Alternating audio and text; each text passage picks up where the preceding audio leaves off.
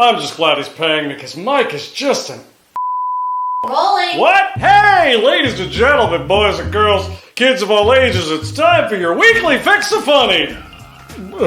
Can I get another one of these? I'm gonna need this. I'm about to do this shit. So I'm okay, I swallowed it. So grab a cocktail, take those pants off, and treat yourself to the sexy bald man that makes you tingle in your special place. Woo! I'm wrong! Got my mind on my money, my money on my mind, bitch! I'm house announcer Chet Jackson, and it's time for the Me, Myself, and I show with Mike Bettencourt! Are we done? Yes. Me, myself, and I. It's me, myself, and I.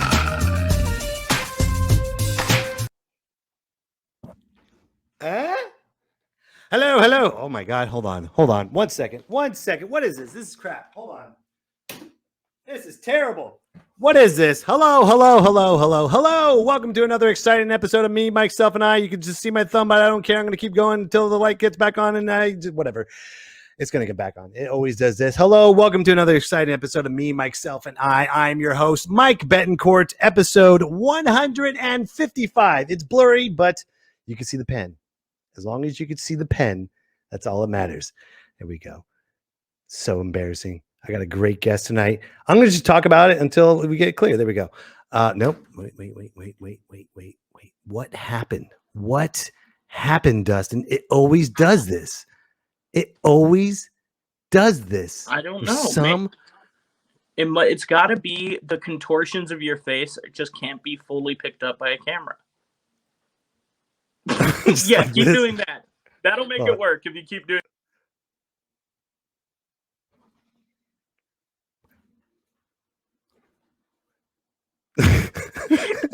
Let me try again. There we go. Are we clear? Oh, we're almost clear. We're almost there. Hold on. I hope so badly this is somebody's first time tuning in. There it is. Look what happened. The yeah. Thanks, Dustin. Hey, everybody. Welcome to another exciting episode of Me, Myself, and I, episode 155. Now we're in the clear. Now we can see each other. We have a very exciting show tonight. Dustin's here, obviously, and we have a great, amazing guest. He's from the Craig Ferguson show. He also has a DryBar special, and he is Joey Bishop in the Rat Pack tribute band show, live band show, whatever. Anyways, not whatever. I messed up. I don't want to just say whatever like I'm crapping on someone's career, okay? I messed up. Now we're moving on. It's Thursday. Tomorrow's Friday, means everyone's off. The whole world just shut down again because it's Memorial Day weekend. That's what it is. No one cares about anything anymore. And I hope everyone does pay tribute on Memorial Day, ladies and gentlemen. I know no one did anything on Pearl Harbor Day. I didn't see one photo. I didn't see in remembrance. Is that what you're going to do this weekend? Are you going to forget Memorial Day weekend? Are you going to forget the fallen soldiers? Yes, you are. You are. You know it. It's okay. I'm a veteran. I get it. I understand. I know this sounds bad, but we do. We forget. We do. We're too busy buying Memorial Day cars and barbecuing and getting drunk and doing a Memorial Day weekend show. But we never take the time. None of us. And I say all of us, none of us take the time to reflect and find out what. This is what I do on Memorial Day weekend. I go like this. Dad, your burgers are burning. Oh, sorry. Am I going to hell? Probably, but not until I buy a new truck on Memorial Day weekend. Anyways, ladies and gentlemen, we got comments already, and the comments is, Mike, you need a new camera, Mike. Not anymore. Look what happened. Woody. Anyways, you know who's not a woody? It's time for Dustin's Thigh. All right, what is going on, everybody? I'm here to talk about something very important. You know, people argue all the time, who's the best James Bond? Who's the best Batman? It's Ben Affleck, by the way. But nobody argues about the really important things, like what was the best era for porn? And I have to say, I have done a ton of research this week, and just basically as a Catholic boy. And I have come up with the answer. The best porn is 100% 80s porn. And I figured it out. I broke it down to a formula why it's the best. The reason why 80s porn is the best is because, well, A, women look like actual real life women in 80s porn, you know? Also, sex is just depicted in a way that sex really looks, you know, because sex is kind of gross looking when it's being done right, you know? Like sex always kind of looks like me eating a hot pocket in August. It's just a lot of sweat and squishing noises, and you know it smells a little bit like marinara sauce. And 80s porn, I feel that feeling when I'm watching it. Also, like I said, the women just look like real women, you know? Like there was no breast augmentation. And oh, son of a bitch. Again? Who are you? Oh, what do you guys want to do? Watch 80s porn. You want to watch 80s porn? Yeah. What is happening? Why do people interrupt on my segment only? Who's Stephen Ferris? Are you an 80s porn star? I'm not an 80s porn star. I could try to find some 80s. I'm a comedian, but I could try to find some 80s porn on my phone. No, don't. We'll lose the stream. Don't. Yeah, I think that might get the show canceled. Don't do We're it. just talking 80s porn. Okay. All right. So you guys Do you have a favorite 80s porn star? I do. Hold on, Steven. I do. Hold on. I love the genre where you went to, Dustin. And man, God bless you, man. I always interrupt you all the time. But dude, who's the best 80s porn? Here she is. Booyah, Miss Nina Hartley. Oh no. No? Who do you like? Well, I was getting to it. I was gonna say that like when at my age, 80s porn is always fun because there's that like 1% chance that you're gonna find someone that looks like your mom in porn.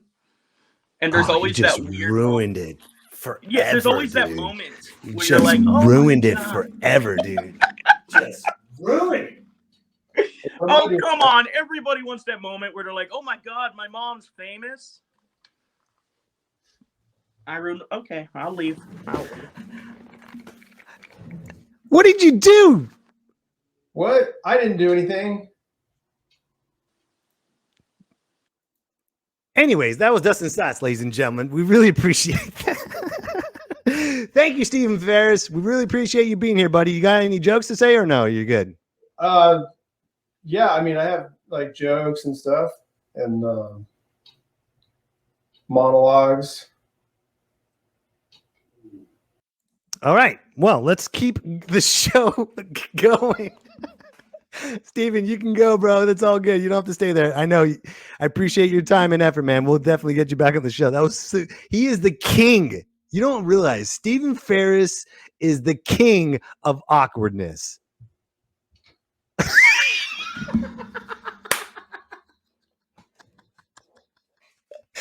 Oh, that was hella awkward. That was awesome. Let's try to maybe he should stay on the show. I don't know if I should stay or not. It's your show. I love Steven. Anyways, ladies and gentlemen, let's keep the show going because we have a very exciting guest tonight. He is hilarious. But before we bring him up, let's just show one of his acts, Mr. Jeff Applebaum. Did I lose it? I had it. Oh my God. This show is off the rails right now already. It's already off the rails. And you know what? I'm trying my best. That's all you can do. It's Memorial Day weekend. What do you want from me? Stuff falls apart. What are you going to do? Nothing. But anyways, here we go. Here's Mr. Jeff Applebaum. Sit back, enjoy. Hey, night in the Collection Mall in Oxnard, California. I'm gonna have to scratch this off my bucket list.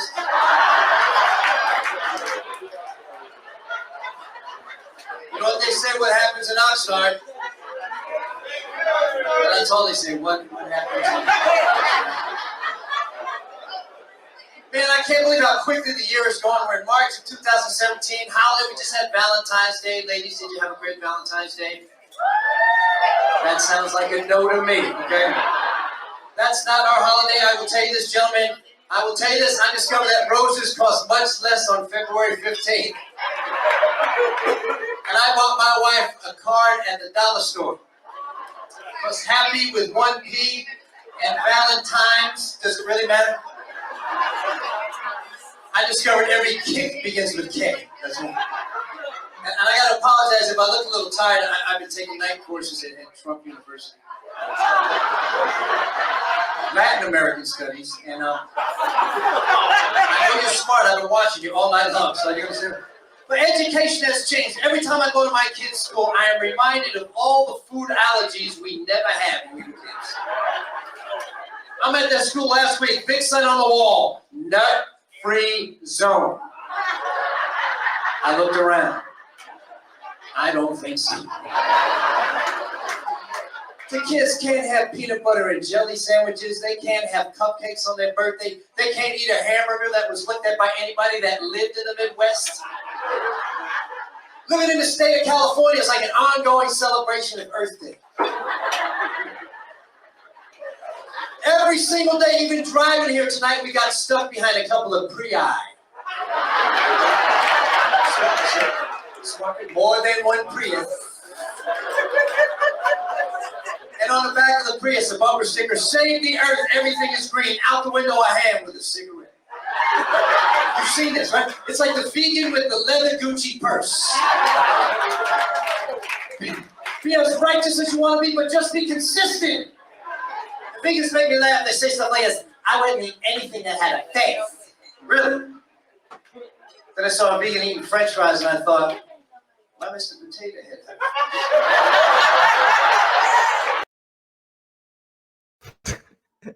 Gotta love it. Gotta love it. So much fun. I've known this gentleman for many years, and I'm very excited to have him on the show. Ladies and gentlemen, you've seen him on Craig Ferguson. He has a dry bar special, and he is Joey Bishop in the Rat Pack tribute show. Ladies and gentlemen, put your hands together. Make him feel welcome for Jeff Applebaum.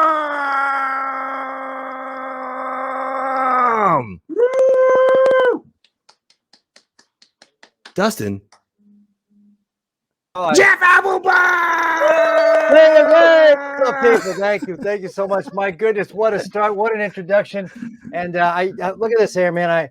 It's BYO, man. Bring your own mic, cause I'm down with OCD. Yeah, you know me. What's going on, kids? What's up, dude? This is like a Bill Nye the Science Guy going on lecture right now. The Science Guy. We're gonna blow some things up here. That was beautiful. And Dustin, it was great seeing Stephen Fury, who is a very, very funny comedian, and he played the awkward piece very well. He's actually very gregarious. That was an act. It was perfect. And I'll tell you, man, I said the only first of all, Mike, I love you. I've known you many years since when you had hair. When you I never had hair. I had a widow's peak. I don't know you that long. But 25 years ago, where's his hair? I don't know. It's on his back. Okay, but it is. Stay back. The only thing now my neighbor decides to turn on the circular saw. Thank you. But you hear that? Can you hear that? Either that or there's an elephant out there. Thank you. Okay. Can you hear that? It's so loud. I'm gonna play some hip hop on him. Wait, don't. We'll get cut from the stream. Oh, that's right. Oh, good point. You're right. Yeah. You can hear you hear that, right? Yes, I do. Oh, listen. Yeah. Hold on. Maybe it's a really weird white dildo. men and their power tools. Let me close it. That's what it is. Maybe he's watching 80s porn, the construction site. Yeah, I heard that, and that was my point. Is that the only reason I agreed to be on this is if I could follow a discussion by Justin. How old are you? 19. I'm 33. No way, bro. Whatever you're doing. I know, right? Keep doing it, brother. I'm looking at him going, I think my shirt I'm wearing is older than this guy. But No, I'm 33. I eat fetuses. 33, man. Wow, 33. That's young. And I'm going 80s porn. I'm only going to get on this show if I can follow 80s porn. And where we had someone, and now you're talking about your favorite. I know Mike Siegler sitting there going, that Ron Jeremy we know is his favorite star. He's not. He was. And until he became- Dustin, clearly, all I'm hearing is that you like hairy people. That's all I'm hearing, right? So that's all. I mean, some of the '80s classics, '80s porn classics, like On Golden Blonde. I mean, Golden Blonde. That's probably one of his favorites. And Saving Diana Jones. No, Saving Ryan's Privates. That's right. That's a good one. Yeah. Lord of the Cock Rings. There you go. Yeah, that's all of them great. Now we're getting it. And Harry Potter. But you guys are something else. I'm like, wow, how did I get on this thing? We're going to talk about '80s porn. And by the way, there's nothing to talk about. There wasn't any in the '80s. It was just still images. That's all I'm going to say. I was told. You was told. Dude, you are on, my friend. You're just, dude, look at him. He's just I don't know nothing. He's just steamrolling. I don't know nothing. Sorry, Dustin. We'll get you back, brother. Okay, hang tight. Thank you. What happened? Well, it's for us now. We have the moment, minus the '80s porn. Did Dustin go up and buy his Dogecoin? What is he doing now? His Dogecoin. Oh my God, Jeff, you are on point. I'm down, buddy. Seriously, dude, this generation needs to know who the hell you are, man. For real. I don't even remember who I am because I'm that old. I'm so old. I remember when Tommy John had Tommy John surgery, but it's crazy. You remember? You know what I'm doing there. You gotta love. How are you? Are you all over the cancel culture? Just tell me that Dustin's not a cancel culture guy. Dustin, he just talked about porn, and you should hear last week's show. So don't worry. Or should I? But So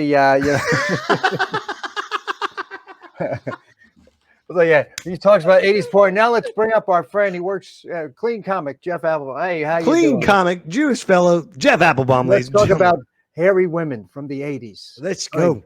I don't remember anything. Hey, son of a bitch.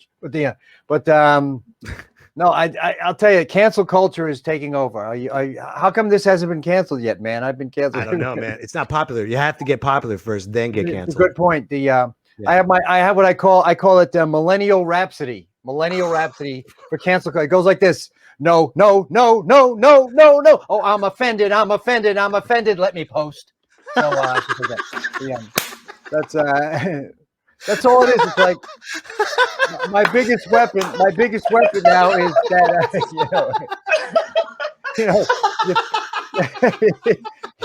you're threatening the Uber driver with 2 stars. Like, bro, you're wielding your sword of social justice. Shut the hell up, okay? Go cancel yourself. I don't know.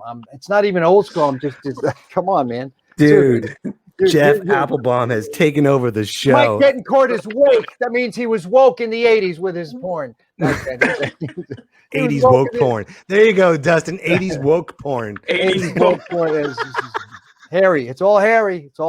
I'm offended. And it's about as clear as that camera thing you had going on at the beginning, buddy. Yeah, right. That's what happens when you convert VHS, Michael. That's right. Yeah, Michael, stop with the composite audio feed, please. All right, just get a camera. Okay.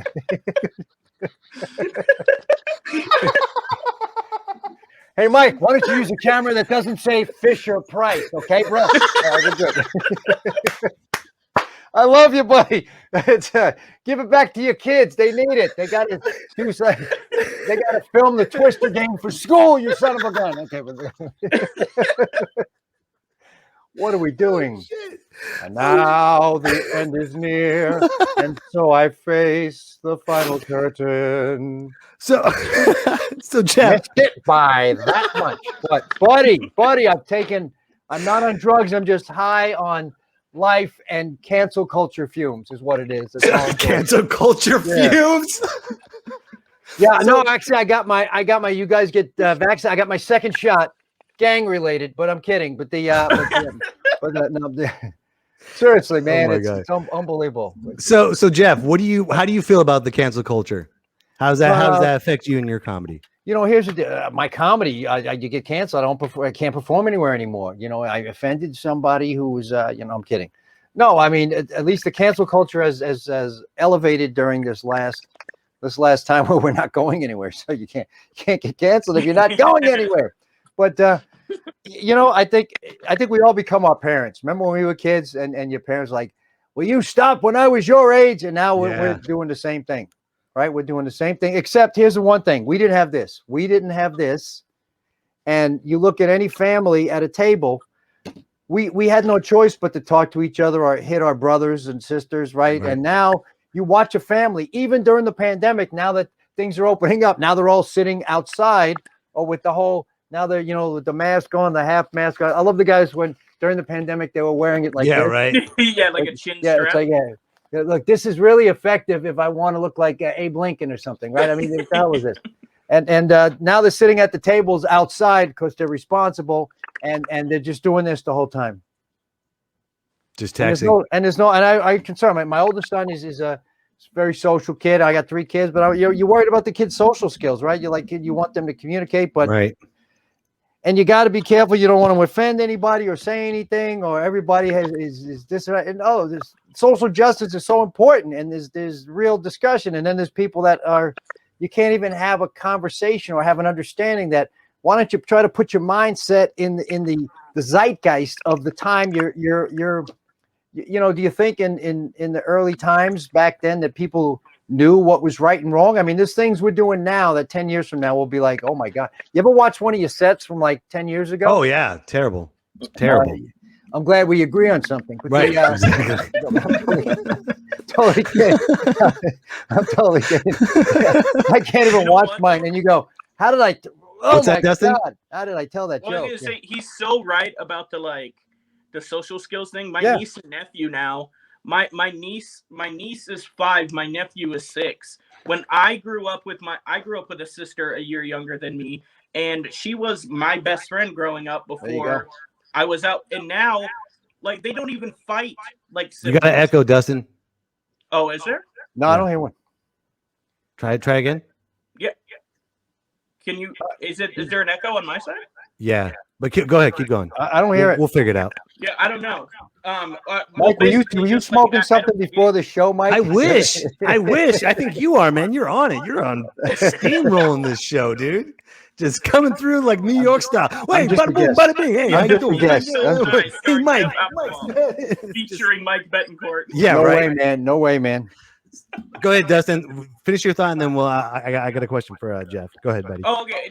I'm just saying I agree with him. Like kids don't even fight nowadays. Like my nephew won't even fight my niece. He'll just post about her on Facebook, and it's like she's right there. Tell her she's a bitch. She's sitting right next to you. I know, right? You look right next to her. Yeah, exactly. Yeah. So Jeff, Dustin, I'm going to take you off for a second. Maybe there's like this weird thing with the internet. I don't know, but I'm going to take you off for a second. Hopefully, you can figure it out. There's a weird thing with the internet. It's the 80s porn. It's the 80s porn. We'll bring you back, buddy. It's called Mike's MySpace account. Yeah, MySpace account. That's the internet thing. The Friendster. So for what's going on in today's society and what's going on, you grew up in New York. I did. So what's New York like growing up and what it is now? Well, it's so I was born in Brooklyn and then grew up in Queens, and then we moved out to Long Island for high school. So it's funny, my oldest son went to NYU in New York City for college, and I grew up in a relatively rough area near Jamaica. That's why. So I grew up in. I tell people say, "Oh, Jamaica." I say, "I grew up in Jamaica." I go, "That's why I'm so fast." Hey. But then they look at me. I go, "Hey man," but no, the other Jamaica, yeah, blood clot. But it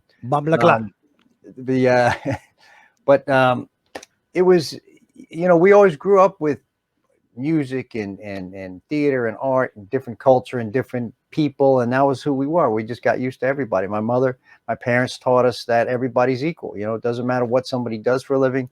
It's the person sweeping the street, cleaning up, or the person running the business. Everybody's human. And you have respect for everybody. And it was there were some tough times going. Public transportation to and from school was the scariest part, right? Because they see this little, especially I remember right after Roots came on in 1977. Oh, wow. It was one of the best documentaries about one of the worst institutions in history, of course, right? But I mean, being the only white kid in an all black neighborhood, when Roots came on was not a good thing, right? Yeah, right. They all just looked at you. They saw me. They're like, "Hey, Massa, get him!" I'm like, "No, I'm Puerto Rican." He went that way, Papi. But there were tough times everywhere, and you'd watch your wallet. I never carried a wallet till I drove. I used to keep like $1 in my sock as backup money if my bus pass were to get stolen, so I could still find a way to get change and get on the bus and get home. And I'm thankful that none of our kids had to worry about those kind of things. When we moved out to Long Island, it was a different story too. But you also just now New York, whether you Giuliani where things got cleaned up a bit, no matter how odd he is today, Count Wacula, as they say, but that's a 80s porn right there. Count Wacula. And then they but yeah, I know you were watching Dracula because you have that one the count. I'm about to arrive. That's right. She's pregnant, not mine. This was voted the best streamed comedy show at 8 o'clock on a Thursday night. Oh wait, we're still counting the votes, but stop. We are trending on MySpace and CompuServe chat rooms. Great. But so it was like that, but it was always everybody's a little more intense in New York at the time. So it's a matter of and Jewish family from New York and our second generation of people that survived or came through the Holocaust. So it's a lot of that. And so you're second generation, and we had thankfully my parents and my grandparents got out. My parents were my mother was born before the war, World War II. My father was born during, but grandparents came from Europe before the war, but they had siblings and uncles and aunts and cousins that didn't make it through. So that's all part of being Jewish. And I have cousins in Israel now, and that whole thing going on there is so frustrating. The media, again, nobody agrees with everything. I even posted something as I'm so angered by such misunderstanding about what's going on there. Nobody doesn't want. Everybody wants peace there. They truly do. And if you look at Judaism, right, the highest value in Judaism is life here on earth, right? Is life here on earth. So when you see Israelis will trade 100 soldiers for one Jewish soldier for one life, there's a reason for that. And you see the scenes in the pictures. And I talked to my cousins and I'll talk about. She's a doctor, and you see people where there's a father holding a child that's been killed. I mean, there's not a Jew or a Christian or anybody that could look at that and feel any joy. I mean, no. And what's sad is that often the cause of the death wasn't from Israeli fire, but from Hamas or others. And again, I don't post any of this stuff or share because it's so controversial and people get so passionate about this, understandably. But that's the thing that's so disturbing is there's such misunderstanding. It's hard to be passionate online, though. People rather just hide and be so. We want to see peace everywhere, but it's like I don't bother posting about much stuff. Or you try to hey, there's enough junk in the world. The shooting in San Jose yesterday, and you my God, the families that were impacted, and you think, oh, in San Jose, I know, man, but sad. And I see something for Dustin asked, do I feel a responsibility? Absolutely. As a hold on, I gotta read those questions. Do you feel a responsibility? Yeah. Dustin feeds me questions, and you're not supposed to read it because I gotta ask the questions so the people that are watching. That's right, you're the host. me, myself, and Jew. I forgot. Okay, here's the question: do you feel a responsibility to Jewish people as a performer? Excellent question, Mike. Thank you. I'm glad I thought of it all by myself. No one helped me. No one fed it to me. Well, here's the deal. I don't. You represent who you are. I don't think I'm speaking for the whole Jewish community. There's not that many of us, but no. I think whoever you are in this world, you got to be like, let me tell you something, Mike. Do you feel responsible for the Puerto Ricans, right? You go, let me tell you something. I'm Mike from the block. You know my sister Jenny. Let me tell you something, Papi. Let me tell you something. You feel like no, absolutely feel responsible to not spread a foolish or stupid stereotype, but also joke about, tease myself, tease my people and things that I know about. You could talk about your own culture, right? My wife's Chinese, my sister-in-law is African-American. We're Jews. We got all sorts of, and I joke about that because this is real. And people go, oh, but that's wow, what you grew up in. You grew up in that. I grew up in that too. Yeah, man. Yeah. That's been my your mother life from day one. My mother, God rest her soul, she would tan very well, and she used to tell people she was a Sioux Jew. S-I-O-U. Sioux Jew. Yeah. And I said, that's right. Me too. I'm Chief Talking Bull. That's right. Chief Talking Bull. And so, did you develop your sense of humor to protect yourself because you grew up in a black neighborhood? And you said, did you get beat up a lot, or what's going on? In the words of Bobby Slayton, I'm a black man in a Jew body. But at least, are you saying that you're actually finding something funny? It's a first for everything. But no, comedy. Yes, comedy is here's where it comes from. My mother was very funny. My father's funny. My mother was just gregarious, natural. Comedy is a survival mechanism, and whenever you're going through challenges and issues in life, laughter helps us cope. Right. Every ethnic group, every religious group has been through challenges and will continue to. When an Italian comedian, when a Puerto Rican comedian, when a black comedian, when an Irish comedian, they talk about their family, there's so much commonality. The Catholic comedian, I love what Brian Regan talks about. Everybody's got so much commonality as human beings, as human experiences, that for me, comedy was a couple things. So I literally used to get chased, right? So I remember when I met LL Cool J, who's from Springfield Gardens, which is the next town over from where I grew up, a place called Laurelton. It's a big dude. Cool J is a big dude, right? And I go, LL, man, it's great to meet you. I said, I got chased on every street you rap about. He starts laughing. I go, that's Farmers funny. Boulevard, man. I ran up and down Farmers Boulevard many times. We go, no, man, leave me alone.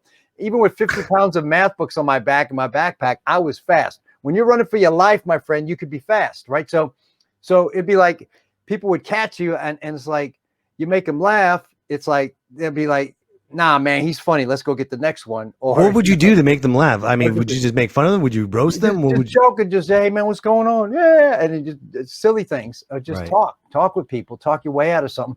I would look at numbers 5-1, large, small. I lose, and yeah, right. And people around are going, yeah. And I'll tell you, the girl fights, man, on the street used to be the worst. You can stay away from that. You get yourself hurt by somebody getting mad at girls. Oh, girls fight dirty, man. Woo. They fight. Guys have a limit. Like when a guy gets knocked out, they're like, "All right, man, he's done. Girls just keep going, I remember when then one year with like when I was going to junior high school, it was funny. I was on the bus. I was the only white kid on the bus being bussed into the white neighborhood. Not a joke, right? In junior high, IS-74 Bayside, Queens. They used to call me the spot maker. And remember from that Calgonite dishwasher, I'm the spot maker. And I'd be like, yeah, man, I get it. I understand, man. Yeah, I'm cool. Could you imagine? Hold on, Dustin. Could you imagine Jeff being the only person on that bus just sitting like this? I'm the spot just maker. Waiting to get his ass kicked. Nah, I mean, you got to act. You got to get on the bus, act hard. Yeah. Did you ever feel an obligation not to sit in the back? Yeah, pretty much. I remember sit in the middle, motherfucker. I had a friend who said that. He goes, man, in the 60s we had to sit in the back. He goes, now we do anyway.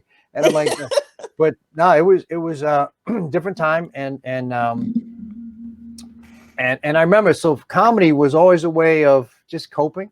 Mm-hmm. I loved watching my mother laugh. I loved making girls, and when you get to junior high school, I realized if you can make the girls laugh, it didn't matter what you. What did I tell you, Dustin, when I first met you? What was the first thing I said? It's all about wanting to. It's a good skill, though. It is, skill, dude. And even when I have my Jew fro, right? It doesn't matter what you look like or your little Puerto Rican mustache. I had the Puerto Rican mustache and my Jew. I'm a 15-year-old now. It's funny. He's got the mustache, and I'm like, dude, it's time. Okay, it was about this time. I held on as long as you did too. but you could be hairier than your father even, and you're half Chinese. So you are the missing link. Okay, you know it's. I mean, seriously, my dad worked at the Museum of Natural History in New York City. Oh, and nice. And I remember literally Margaret Mead, who is like one of the world's famous archaeologists, and she, I remember being in the elevator as a kid, and I pointed to my brother and go, "What species is he?" And you know, she looked at me. This is no joke. But not so much archaeologists, but just yes, Margaret Mead is very. Species is he? Holy crap! That's awesome. Oh, wow. But she was an anthropologist. I was right. Yes.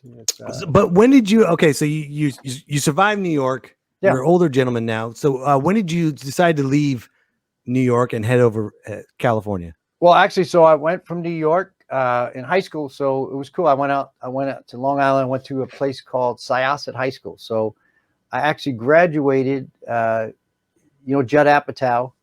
So we graduated. We're next to each other in the high school yearbook. Oh, nice. So cool. Yes, he's cool. And then Natalie Portman also went to my high school. She's a bit younger than me.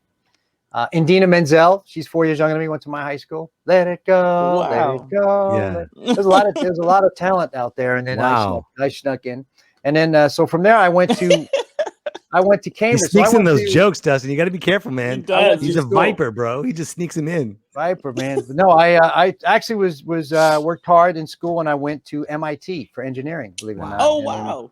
Yeah, in Cambridge, Mass. So I was there for 4 or 5 years, undergrad and grad, and then after that, I came out here to work in tech. But I always wanted to be a comedian. You were a New Yorker in Massachusetts. What are you talking about there? You goddamn Yankee fan. I'm not a Yankee fan. I'm a Mets fan. And matter of fact, I lived in Boston. Okay. I could see Fenway from where I lived. Oh my God! In 1986. And and that's when I remember it was me and another guy from Long Island. Also, his name is my buddy Jeff. But Jeff Traub, and we go. It was at bottom. It was game 5, right, or game 6 when right before Mookie Wilson and the Buckner incident. Remember that? And it just goes right through him. Damn, your Mets suck. You loser. Your Mets, they suck. The Sox are gonna win the series there. And Jeff and this guy Jeff, we looked at each other, and I'm like, if there is a God. This is now, please, God, please show me a sign. And all of a sudden, it's a pitch. And to Buckner, he booted the ball. And we're like, ah! I'm like, I'm going to kill you. Come on. You want a piece of this? Come on, man. And we're like screaming. People like coming at us. We're like, come on. Yeah. And I call my mother up, always yelling and cursing and screaming. You're saying your prayer is responsible for the Bill Buckner incident? I don't have that. Because I have a whole family tree that was to murder you. Oh, you a Boston guy? Oh, he's straight up Boston. Now I see the hat there. Boston. So his you family's from Boston. Oh, dude, I didn't see that. He's a masshole. He's a masshole. He's a masshole. That's right. We used to go down to the masshole. That's a great one. I'm a Mets fan, but that's it. In spite of that year, you just don't mention that year. They hate the Yankees even more. And I'm not a Yankee. Yeah. See, I was a Yankee fan as a kid, Mets and Yankees. But you're like, oh, New York, and then your Yankee friends go, hey, your Mets suck. And Grant, let me give you this. Of course they suck. We all knew they sucked, right, in the 70s. But I don't want to hear it from you, Yankee boy. So they're like, your Mets suck. I'm like, screw you and your Yankees. Here's the definition of a Yankee fan. Are they winning? They're winning? I'm a fan. Okay. That's not a fan. I was with the Mets through the years that they sucked. When Joe Torre was a thing. When Lee Mazzilli when Tom Seaver left and went to the Reds. Here, let me explain that. You know what that felt like? Well, I'm going to give you full screen. Go. You deserve full screen. Okay, what does it feel like in 1977 when Tom Seaver went to the Reds? Imagine if Stephen Curry went to the Lakers. Can you imagine that? How would you? If Stephen Curry left the Warriors and went anywhere else, how would you feel? That's so spot on. If Larry Bird there, Dustin there, Larry Bird, high above the parquet floor. We used to watch him at the Garden there. Larry Bird at the Garden there takes on the doctor there from Philadelphia, the Sixers. And then we used to go there, and then Larry Bird. Imagine Larry Bird went to the Knicks. That's what it was like. And Sacrilege. When the Mets suck, so That would be 1986 crazy if it was a parallel universe and Larry Bird was like the Patrick Oh, Ewing of the Knicks. I would hate it because then we wouldn't get the Celtics Lakers feud. We Right. wouldn't get Magic No. and Larry. We Right. wouldn't get the Dream Team in '92. Magic's a good like, dude. I met Magic's. Oh and wow! I was a He's Knicks the one fan. So Laker I now like. Magic is great. No, I was a Knicks fan, and still, I mean, Bernard King. Wait, you guys don't like LeBron James on the Lakers? Next question. Yes. Look at Dustin's face. Okay, so you know what? The man is amazing. Amazing. He's best actor. I saw three. Dude, I saw 3 hoops, so I shot for the middle one. What? Yeah, right.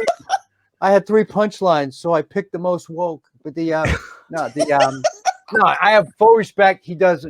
He's really an amazing human being, no question. And what he does in the community, and the man at any age, I mean, I admire and respect that. But when he's playing your team, you're like, you gotta hate him. Come on, dude. Yeah, he sucks. Come on, He's like dude. Derek Jeter. I always hated Derek Jeter as a player, never as a person. If you're truly a Boston fan. But I'll tell you, how about Yastrzemski's grandson plays on the Giants here? I mean, I'm an A's fan. I feel you. I never feel you forgot guys. 1973, by the way, when the A's beat the Mets. That's the only thing I have a problem with. I remember when Willie Mays was still playing on the Mets then, and I remember him striking out. It was the end of his career, but it's 90 years old. But I'll tell you, that A's team, though, do you remember who was on there? Remember that team? 1973? 1973? Yeah, you weren't even around yet, Mike, were you? Are you asking? Raleigh Fingers, I know that. Raleigh Fingers. There you go. That's all I know. Dean That's Tannen, all I know. Reggie Jackson. Oh, Reggie Jackson. Jackson. Yes. All those guys, Manny Sandian, all those guys there. Unbelievable, man. That's, how about all the sports that they had? Remember when sports went away you must have loved this, Dustin. Oh, the strike? No, when the sports went away at the beginning of the pandemic, then all of a sudden they start showing all the reruns of the '87 Celtics games. Yeah, I know. And I'm thinking I hated them They the were first showing- time. Who needs this? Then thank God Michael Jordan came on with The Last Dance, right? It's like, Yeah. Oh man, what a documentary! Holy that was great. crap. But I'm thinking maybe Michael's coming out with some kind of Air orthopedic Jordan shoe. I know. I know, I right? told my dad, I was like, when are we gonna get Larry Bird's Last Dance? And my dad would be like, it'd be one episode. Like, It'd be one episode. That's it. Trash talk 101. They call it. That's it. That's Bird was. I'll tell you, man, he was amazing. And the rivalry between him and the doctor. I got a photo here somewhere of me meeting Dr. J, man. That was. Did you really? oh wow. Man, dude, that was so sweet. What I an did an honor. event. I did. Oh my God, I loved that. First of all, he's a New Yorker, Long Islander, and let's see if I can show this here. Here's me shaking hands with the doctor. I did an event for my buddies at a company called Nutanix out in Irving, and the doc is just, to this day, we were talking about all the stuff and about the ABA and his commercials and everything. Yeah. And when he went to the Sixers and everything, and it's like, man, he was Luke Hornacek and those red, white, and blue basketballs and the ABA, and Yeah. but he's from right there in Long Island, Roosevelt, and he was like about right, that's where Eddie Murphy came from too, same area. So okay. Yeah, it's when he would go to those clubs out there when he was 16. He would have to wait outside until they would call his name.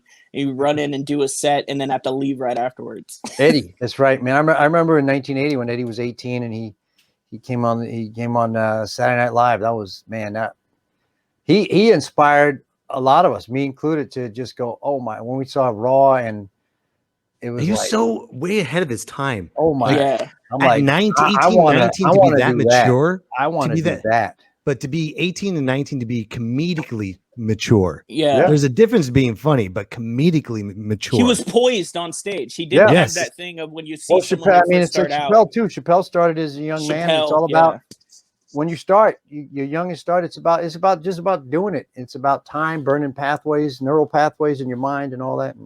Did you feel intimidation at all coming from, like you talked about, a lot of people came out of your school that were, big deal. Did you feel, obviously you didn't know then, but now when you look at it, do you feel kind of a pressure? You're representing a place that's turned out, I mean, look at, if you just think about just Judd Apatow, what he's done in the comedy world. Oh, it's absolutely. I mean, it's a lot of great people came out of there, and that high school. We're proud. We're all proud of him. I mean, it's almost. I mean, he and his wife Leslie came to our 20th. I mean, my 10th reunion, we only had. It's all right, man. You look younger than me, so it's all right. good. You can Our say 20th, 20th.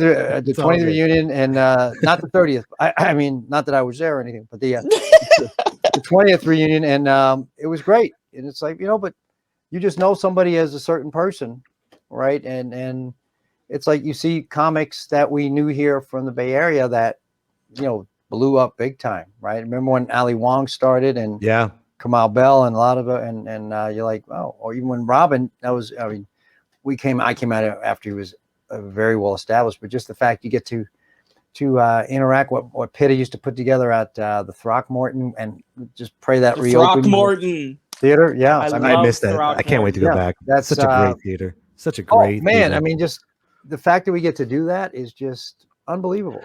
So next time man- you guys are at the Throckmorton, you gotta look on the left, on stage left on the wall. There's RW initials and there's tally marks. And I asked the guy what it meant, and he said that's Robin Williams. He had a tally, and there was only like 7 on it. And I'm like, he had to have performed here more than 7 times. And I was like, he had to have crushed more than 7 times. And he said, no, that's every time he felt he bombed. And he made a tally of that. 7 times? That's 7 it? Times. But that's And it, I was though. like, Mike Mike did that more than that this week. It's me and Mike. That was Jeff Applebaum, ladies and gentlemen. What a great show, man. I mean, we talked about 80s porn. We had a great time. I was trying to get a discussion about him, and then he's like, oh, scratch the host the whole time. Not at all. Dude, are you kidding me? You've crushed. I'm the one bombing over there going and staring at the millennials, looking at me going, why is my dad on stage? How do you feel about that now with post pandemic doing stand-up comedy? How do you feel? I feel great. I'm excited about it. And you know what? Yeah, it's comedy. It's like even any kind of communication process, and it's like it's connecting, right? And there's times where when we try really hard, sometimes we try too hard, and we just kind of be ourselves. I've seen some people get on stage. Think about the times, Mike, we've done shows together. I go, man, you just electric, right? Where it's just connecting with the crowd. When you try too hard, I always say like it's connection. And when you're connected, an hour set could feel like 5 minutes. Right. And when you're not connected, 5 minutes could feel like an hour. Yes. And the boundary, the rubber band boundary of the subject matter you could touch on, the minute you're connected, gets stretched out here and here and here. So if you find a way to just relate to people, and I think you talk about people and things, and I mean, I'll talk about silly stuff. Like, man, it's here in the Bay Area. It's been crazy last year. We had COVID, and all the fires. Remember all the fires last year? Oh my gosh! There was so much smoke in the air. I thought they were electing a new pope. And so and it's I like how you explain comedy like you're an engineer and you're explaining it. Is that how you approach writing your jokes, as with an engineer's mind, or do you approach it as? No, I think it's funny. I remember I went to a club once, and the guy goes, "Hey, why don't you dumb it down and dirty it up?" And I went, seriously, I won't tell you where it was, but I don't think that guy owns a club anymore. And I went, hey, why don't I just be funny? And nice. And he looked at me like, yeah. I mean, if you treat your audience like they're morons, they will be morons. And did he say that right before you went up? No joke. Wow. He did. And I think it's because audience are not stupid. No, they're not. If you treat them like they are, at all. if you treat them like that, they'll be that, right? If you treat them like they're intelligent, there's an age gap in some of the audience, but how can you relate to people now? You just talk to them, tell them, and we've all been in the pandemic, and open mics are where you need to try out and figure out real timing and work with people. And the last year, sure, we have to be more careful. From the beginning, I tried to write stuff that could go on TV or be cleaner, but I'm not a saint. I know all the words, and but it's a matter of I'm trying to say, how can I say this where I can relate to any audience, right? And then you'll get. I do a lot of corporate stuff and performances where they'll hire you to connect with people. But you asked about do I approach writing as an engineer? Here's the thing. I think anything to be successful at anything in life, right? As a parent, as an athlete, as a engineer, as a social work, or it takes discipline and hard work. So if you have habits of, I've never had anything I've done where, like, there were some kids I know, some of my friends are so smart, they would never have to study. They never have to do homework. I was not that person ever. I was the guy that was like, oh my, I got to study. And then I'll be like so distracted, like I'll be studying. Ooh, shiny, so now I'm studying longer because I'm getting distracted every 10 minutes. Or thank God I did not have this when I was in college, right? Because I don't know, I would have gotten through in 12 years, right? So, yeah. so I'd have to work really hard. And then once I take time, and it took me a while to just grasp it. Once I grasp it, I think I got it. Now I got it. My goal is, can I now explain that, can I explain string theory to anybody, or can I explain how I like to take that. And in my mind, I'm thinking about, how do I take this idea and explain it to people? Right? So I wrote this silly joke. I said, I went to, now I went back to my back's hurting. I went to my physical therapist, excuse me. And when I walked into the clinic there, they aimed at my head what I thought was a Jewish space laser. And right. And I said, it turns out it was just a thermometer, but and I'll tell you, but it actually erased everything my wife had asked me to do that day. That's hilarious. And hilarious. And I go, she actually didn't believe that either. But apparently the thermometer mercury was in retrograde. Oh, that's good. That's good. Whatever. But and I'm thinking, so okay, how do you take something? But you just tell a story. But I'm not looking to throw. I don't ever talk about being an engineer on stage because it's like, hey, honey, let's go see an engineer. No, that's not what we want to do. Right. I joke. I did. All these Zoom shows at the beginning. You got to tell them. And we've Patrick McDermott and I have done a wonderful Zoom show. It's been great. I talked to you about it. It's called Relatively Happy Hour. Relatively Happy Hour. And we have one more before. We're trying to figure out, now that clubs are opening and people just aren't as available, comics to be on a Saturday night to perform. The Zoom show. We all figured out Zoom and look, they're streaming all these new medias. And I say first time it was great. You have to tell people, hey, turn on your camera, unmute. I go, yeah, I did this event for my people, the engineers, and take the world's most socially awkward people and put them all on mute. It was like performing in a cemetery, right? And so it's like, hey, turn it on. So you get a couple of good laughers, and you almost like sometimes, like any audience, you have a couple of good laughers. Like Dustin, you're a great laugher, man. And you see the audience with that. People want to have, what we miss sharing an experience together, right? And we're trying to do our best that we can with mediums like this, and we can. So what do you think the future is for comedy? Possible, yeah. What do you think? I think comedy future is going to be funny. No, I actually do believe there will be more of a hybrid model, at least for the first, in the sense of the audience we had for the most part for our show, our Zoom show was, I say older. When I say older, I mean my age, and honestly, not a group that was necessarily going. Notice we didn't do a jab at you, Jeff. Go ahead. Because you're a good host as opposed to I'm a bad guest. I know. No, you're the best, dude. You're hilarious. Hey, Mike, I would love to just give you a big hug right now, but I'm no Governor Cuomo. But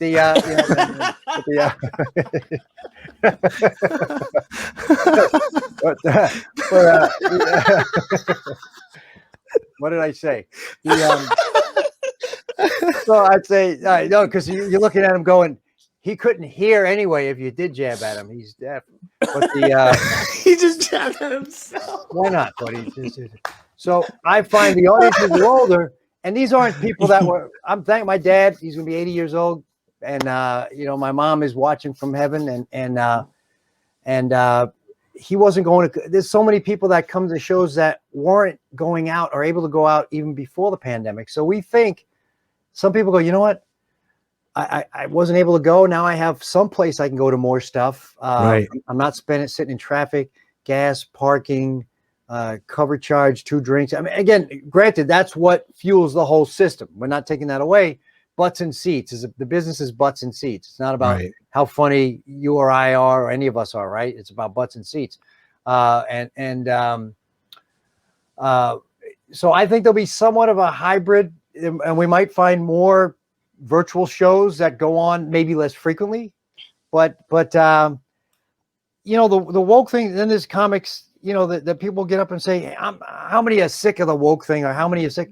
It's not about not wanting people to share what they really feel, and there's issues that absolutely need to be addressed, but it's also like, don't blame or point your finger at people who actually may have gone through stuff in life that you may not understand yet. Yeah. And actually also care about these things and have different ways of expressing their care or concern. Or, you know, we marched, I marched with my parents on Washington. I mean, I remember sitting on my dad's shoulder at a McGovern rally in 1972. Oh, wow. We didn't win, but hey, you know, you know, you know, Jews in New York marched for everything back in right. You know what I'm thinking since the world's coming back, I think audiences nowadays, not sensitive, but the comedian really needs to love them more. Love them. Yeah. Really, I never dealt with the audience. Really love them instead of, even if there's a heckler, I think we should really be patient. As I say that now, and then all of a sudden I have a heckler video coming out soon. But I'm just saying, Mike's releasing How to Stop the Heckler next Thursday. Right? Mike, what the? No, but I'm just saying the mentality going in as a comic. The mentality going in as a comic, we have to love them more. We can't be like, I'm just gonna tear this place apart. I don't give a fuck who they are. I think we need to be more compassionate, more caring, because the whole world just went through this grinder of a year. And are you talking about the apps you're using? Yes, now? the big app, the Bumble and Grinder. Okay. But I think the whole world just went through so much. The last thing you want is a comic to be bitching at you for an hour. Yeah, especially when you paid. Exactly. Yeah. I don't feel it's my job to. You're right, and I mean, this is not just in comedy. There are people in every part of life that feel the need to pontificate, and I don't feel like I'm up there to like, let me tell you about how the world is. I'm like, hey, here's my perspective. Here's what happened to me. You know, I went over here and this happened over there, and you know, I say now, you know, great thing about the pandemic is I go into the grocery store for the first 6 months, paper bags were free. You know, I mean, that's great because in California, it's usually got it. I didn't bring my. If you walk in, you don't have your recyclable Trader Joe's bag. They look at you like you're a pedophile, right? You know. Yeah. What? It's so true. You want a paper bag? $12 each, you bastard. But the yeah, you have to like if you don't have your own bag, you got to go around your neighborhood and tell people you don't have your own bag. Yeah, right. Really. you go to each house. Hi. I don't have my own bag. I don't have my own bag. There's a movie with Kevin Bacon called The Bagman instead of The Woodsman. Well, I mean, hey, think about it. It was interesting. I love the, you know, through most of the pandemic, you know, walking down the street and people seeing you and crossing the street and walking away, or like, like even in my neighborhood, I walk all the time. Because I don't have a car. No, I'm kidding. But no, and you know, and then there's always the people the Karens that'll see you and they'll be like, if I don't have my mask on, they'll yeah, right. They'll be like, he does this. They'll turn to you like the mask. And by the way, this is one when I crawled up under the house or in the ceiling. This is by the way, don't buy these don't buy masks at the dollar store. Yeah, right, during the pandemic. No, seriously, they don't have the highest quality stuff. I went to the dollar store, they only had N94 masks. But the 94 and a half. Yeah. Well, do you have any I can't believe we're at an hour right now. Buddy, see what did I say? I know, right? We're connected. You opened it up with 80s porn and look at where it took us. Man. I know, man. It took us for the long dry run. That's what it was. Speaking of dry runs, yeah. Do you have any words of wisdom? Do you have any words of wisdom for any new comics? I have nothing. I have absolutely nothing. No, I'm kidding. You know, I always still think of myself as a new comic. Honestly, I'm always learning. Yeah. I think over time we all become comfortable being ourselves. And that's the one thing you learn about. It's people say, you know, you have to find your voice. And mine is la la la la la. No, that's an Adam Sandler. What is your voice? Your voice, like you, Mike. This show is your voice, right? It's all over, man. I mean, you are shiny. That's what I love about you, right? I mean, that's your energy on stage is amazing, and you're bringing that to your show. You got the guy at the big introduction. You bring on Stephen Fury. You bring you got your boy Dustin there, and you bring all these different. It's beautiful, and that's your voice is just, multitasking, Mike. You know that should be the title of one of your albums. There you go, multitasking. And I suck at multitasking with everything else. No, but right. So it's find out. You know, the times where I felt the most effective are when I haven't cared what the audience felt. Now, when I say that, that is never said in a way where, oh yeah, well, I'm just going to say what I'm going to say, and I don't care if you're offended or not, because that's not at all what I'm saying. Some people think it's I want to shake things up by offending him, right? It's like, I'll go into my potential employer and tell him what I believe, and I'm thinking, and he has every right not to give you a job, you idiot, right? It's right. It's like you look at Richard Pryor, or even George Carlin at the beginning of their careers, suit and tie. They were a weatherman, all traffic report, all that stuff. Clean. And the key is, or even, work in the elements or the structure that you have available to you when you start, without compromising your values, of course, right? You got to be yourself and do more and more and more and keep talking, share, and finding your voice is really just being who you are and not caring. When I don't care if they like me or not, right? And that's effective in relationships and life. That's a hard thing, right? We all want to be loved, right? I mean, people say, "Why do you do comedy?"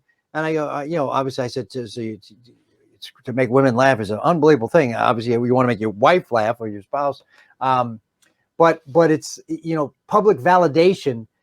And when I say that, also that doesn't mean if I don't get validation, I'm so insecure, my self-image is so bad that I'll go and do something stupid to myself. I mean, you think about some people where you work an hour a day and you're oh my God, you're getting all this love and praise, and then the rest of 23 hours, what do you have to do to get back that state of? Because I mean, it when you're connected on stage. Yeah, man, there's nothing like it. It's a feeling like there's not a drug on the world. No, there isn't, or anything else. Well, maybe one other thing, but no, not for me, because I'm on stage for an hour. New York the other pizza thing is what I was 13 thinking. seconds. New York pizza is what I was thinking. Talking about the big slice. Yeah, me too. The big slice, the folded That's slice. the 80s porn right there. The big slice. The big slice. The folded slice. That was the folded slice. That was the folded slice. That was the yes, the oh man, the Virgin for the Orthodox, but the that's hilarious. But yeah, be yourself, man, and there's times where there's always an element of competition. We're all competitive people. Oh, that guy, but do a show where you want the people before you to be good, right? Not like I want them to suck, so I'll look better. If they're good, the audience is going, man, this is. I hate the savior of the show. I hate that. No, exactly. You got it. The job of the comic before is always to set up the next person. It's like. I always think about, when they flood and they stack sandbags to stop the water, reroute it. To me, that's a comedy show, and they got to be stacked perfectly, or it's going to topple over. Because I'm drowning up here, please. Where's the light? I'm drowning up here. Well, Jeff, I tell you what, man.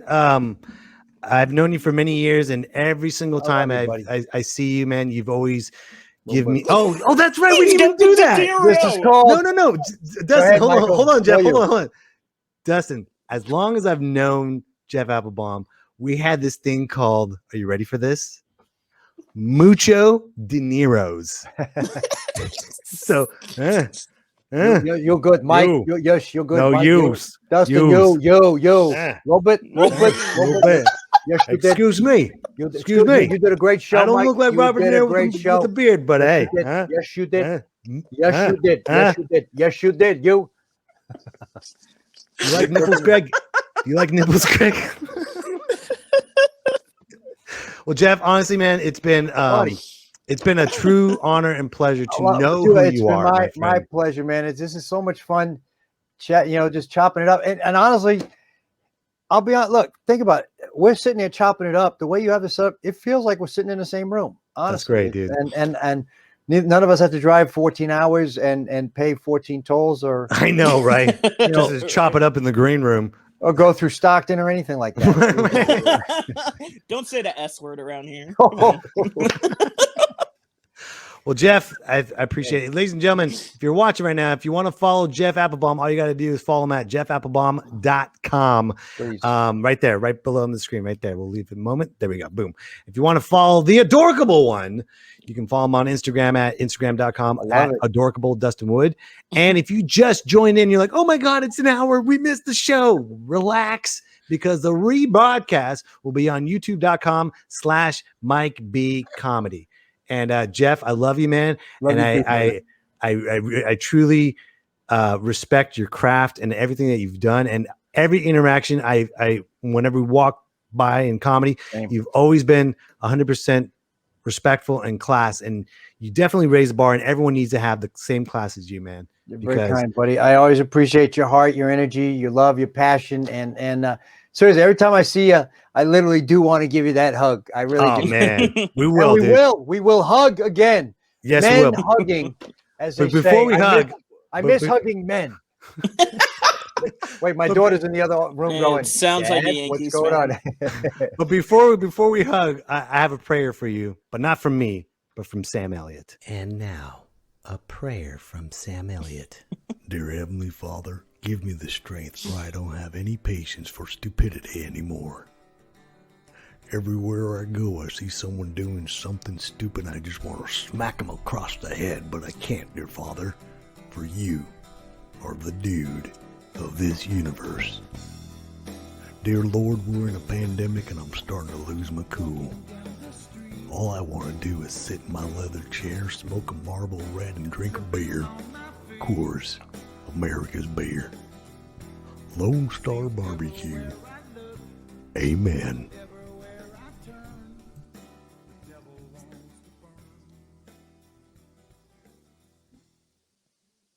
There you go, Jeff. Buddy, that's that was beautiful. And right when you talk to Sam later, tell him I said thank you. And awesome, man. Well, dude, thank you so much. And brother, God bless you guys. We're gonna work again. I can't wait to see you again, my friend.